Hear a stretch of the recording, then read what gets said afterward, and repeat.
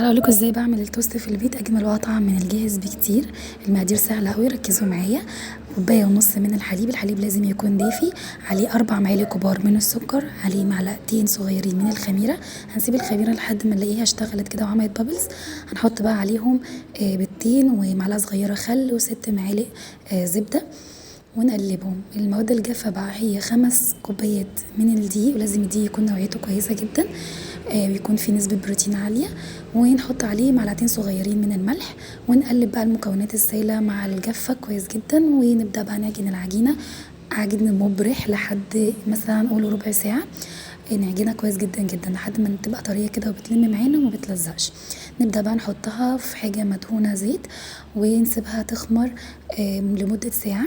بعدين نطلع العجينة لما تخمر، نفردها كده بشكل مستطيل.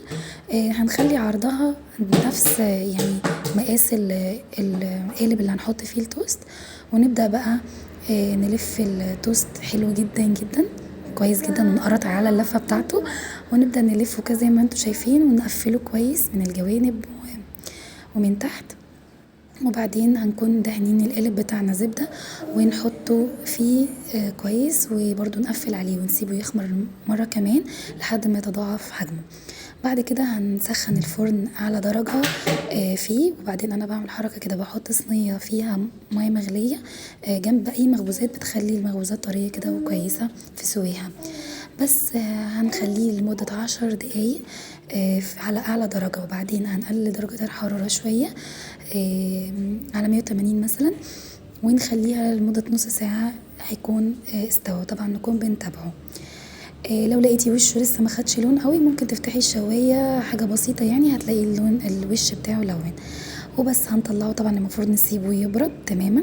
الاول هندهنه اول ما نطلعه من الفرن هندهنه دهنة زبدة. دي بتخليه طري جدا وحلو جدا وبتديله لمعة.